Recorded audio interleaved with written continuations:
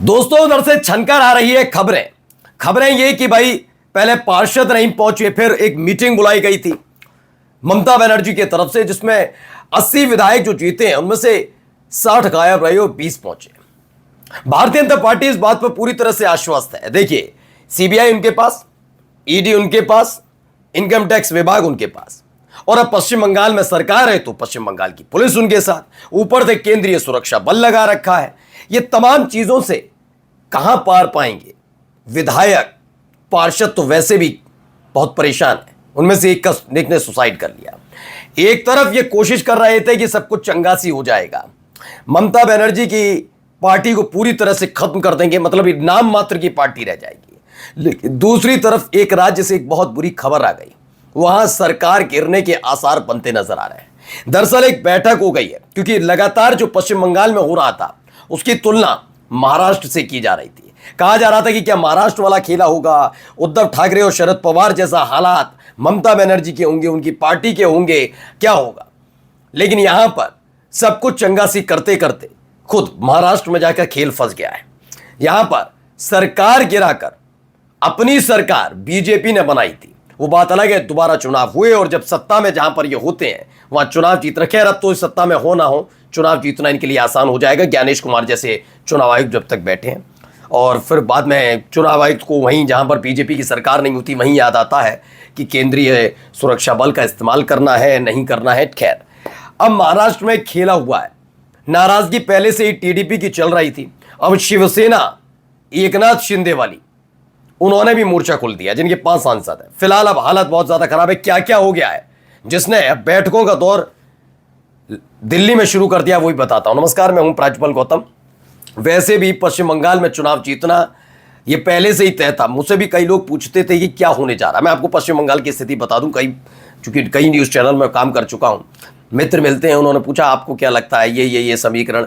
मैंने इस समीकरणों पर मत जाइए। जिस तरीके से केंद्रीय चुनाव आयुक्त ने यहां पर यानी पश्चिम बंगाल में ये तैनाती की है, बड़े बड़े अधिकारियों को बुलाया जा रहा है, ये तमाम चीजें अपने हाथ में लेकर जो चीजें की जा रही हैं, वो यकीनन मानिए मत मानिए होंगी। ममता बनर्जी बहुत लोकप्रिय है, लेकिन चुनाव नहीं जीत पाएंगी। टीएमसी इस बार चुनाव नहीं जीत पाएगी, क्लियर था। हाँ, अगर मैं आंकड़े की बात करूं तो आंकड़े के हिसाब से चुनाव जीतना टीएमसी को ही था, लेकिन फिर भी अगर आपको मैं बताऊं तो खेल सारा यही था।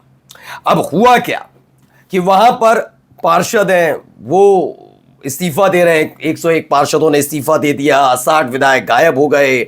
एक है रिजू दत्ता नाम के प्रवक्ता, वो अमूमन टीएमसी का समर्थन करते थे, आजकल बड़ा बीजेपी की गोद में बैठ रहे हैं, बड़ा कथा कहानियां सुना रहे हैं, कितने निष्पक्ष व्यक्ति हैं, ये है वो है, कहानियां सुना। अब इन सब के बीच हालत हो गई है खराब, क्योंकि पहले आप याद रखिए 16 सांसद 16 और इसके साथ 5 और सांसद 16 और 5 21।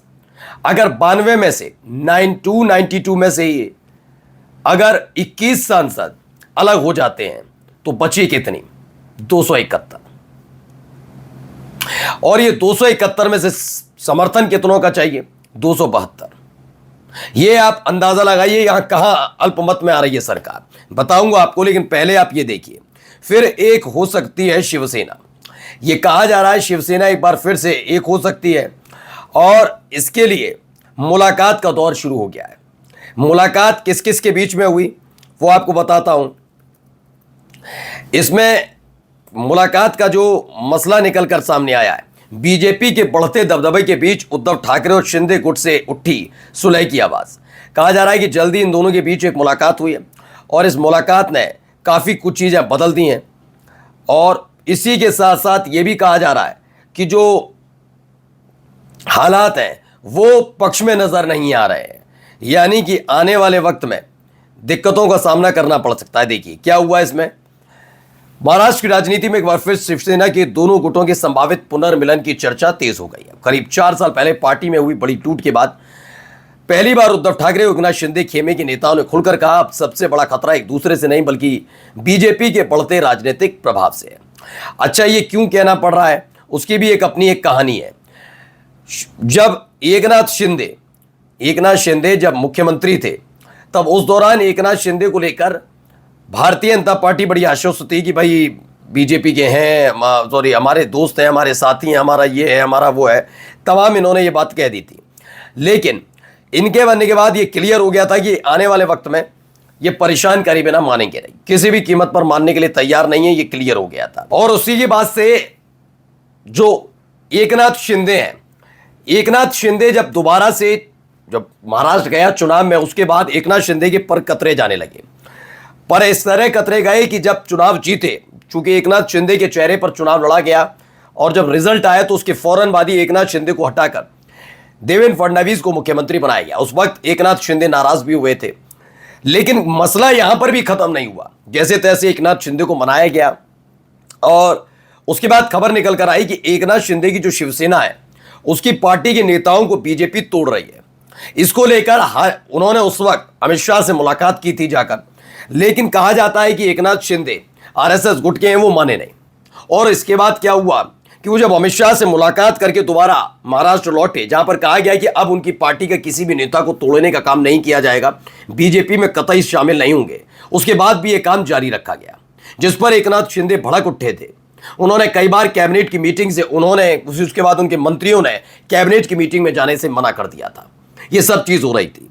इसलिए अब इनके अपनी पार्टी के नेता ये कह रहे हैं कि भाई दिक्कत हमें ये नहीं है कि उद्धव ठाकरे की शिवसेना, बल्कि दिक्कत अब बीजेपी से है। आपको याद होगा कि जब गणेश विसर्जन वाला मसला होता है, मौका होता है, त्योहार मनाया जाता है महाराष्ट्र के अंदर, तब उस दौरान भी एकनाथ शिंदे ने सीधे जाकर राज ठाकरे से मुलाकात की थी और राज ठाकरे उससे 2 दिन पहले ही उद्धव ठाकरे से मुलाकात कर चुके थे।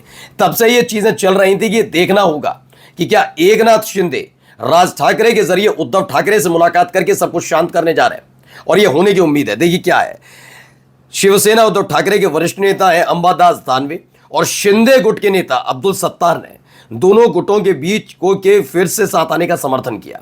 और दोनों नेताओं को मानना है कि महाराष्ट्र में बीजेपी लगातार अपने सहयोगी दलों की राजनीतिक जमीन कमजोर कर रही है। धीरे धीरे समझ में आ रहा है, लेकिन यार दरअसल ये इसलिए भी हुआ क्योंकि हाल ही में जिस तरह के हालात नीतीश कुमार की जनता दल यूनाइटेड के साथ बने, उससे स्पष्ट हो गया कि आने वाले दिनों में शिवसेना का भी नंबर लग सकता है और अजित पवार की एनसीपी का है ही है। अजित पवार अब इस दुनिया में नहीं है, लेकिन उनकी पार्टी को भी खत्म करने की तरफ बढ़ चुकी है भारतीय जनता पार्टी। उसके बाद अगला नंबर महाराष्ट्र में शिवसेना का ही लगेगा, उद्धव ठाकरे वाली नहीं, एकनाथ शिंदे वाली। अगर उनको अपनी पार्टी का वजूद बचाए रखना है तो वहां साथ छोड़कर दोबारा अपनी मूल पार्टी में आना होगा, वरना वाली स्थिति होती ना घर के ना घाट के, वैसी वाली स्थिति हो जाएगी।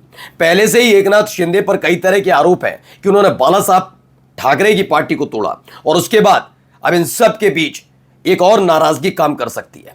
यानी भारतीय जनता पार्टी से अब खुद एकनाथ शिंदे अपना पिंड छुड़ाना चाहते हैं। और अगर ऐसा हुआ तो फर्क सिर्फ ये मत सोचकर चलिए कि वहां पड़ेगा, सिर्फ वहां पड़ने नहीं जा रहा है, बल्कि 5-7 विधायक 6-7 सांसदों वाली पार्टी अगर यहां से भी जाती है तो मोदी जी की जो प्रचंड बहुमत की सरकार है 292 सीटों वाली, वो भी धराशायी होती हुई नजर आ सकती है। नमस्कार।